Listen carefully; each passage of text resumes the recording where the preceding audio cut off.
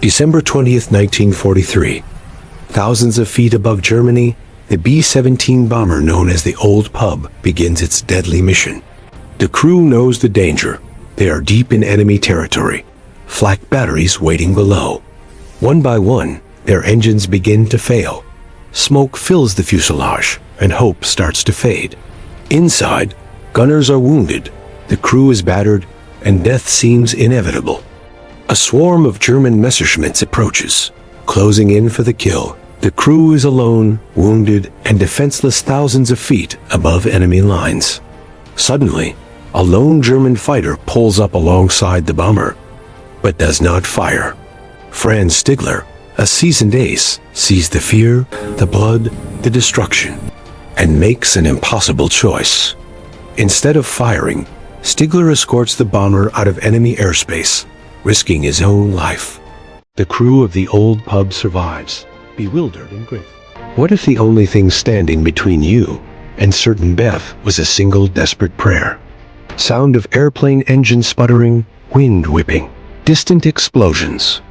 For the crew of the B-17 bomber known as the Ye Olde Pub, the sky over Germany has turned into a living nightmare. Flak rips through the fuselage like shrapnel. The air is thick with the smell of cordite and fear.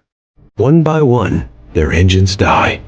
Their gunners are wounded, their bomber is shredded, and a swarm of German Messerschmitts is closing in for the kill. They are a wounded animal, alone and defenseless, thousands of feet above enemy territory. Their fate seems sealed. Sound of a different, smoother engine approaching. But then, something impossible happens. A German fighter, ABF 109, pulls up alongside them, but it doesn't fire. The pilot, Franz Stigler, a seasoned ace with dozens of kills to his name, can see the terror in the American crew's eyes.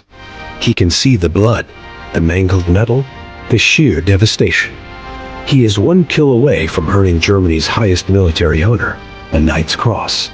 All he has to do is pull the trigger. But looking at the American pilot, 21-year-old Second Lieutenant Charlie Brown, he doesn't see an enemy. He sees a man just like him. Sound of gentle, tense music rising.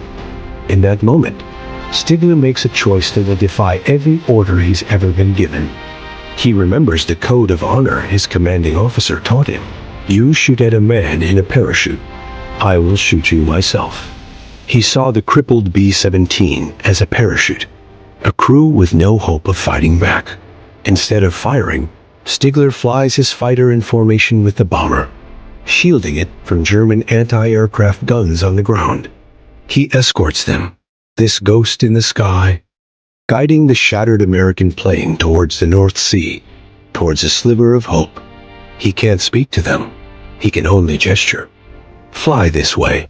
You will make it. He is risking his own life, his career, his honor, for men he is supposed to kill. Sound of wind and a lone engine. Music swells emotionally. Stigler stays with them until they are over open water, a clear path to England. He gives a final, solemn salute, then peels away, disappearing back into the clouds, never to be seen again.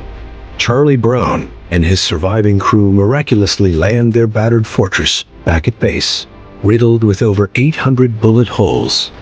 They tell their story, but it's so unbelievable, so contrary to the brutal reality of war, that they are ordered to remain silent. The incident is classified, buried in the archives. For over 40 years, Charlie Brown is haunted by the face of the German pilot who saved his life, never knowing who he was or why he did it. He spends decades searching, placing ads in pilot newsletters across the world, desperate to find the man who showed him mercy in the heart of the inferno. Finally, in 1990, a letter arrives from a man living in Canada. It begins, "I was the one." Franz Stigler had also never forgotten the American bomber he let go.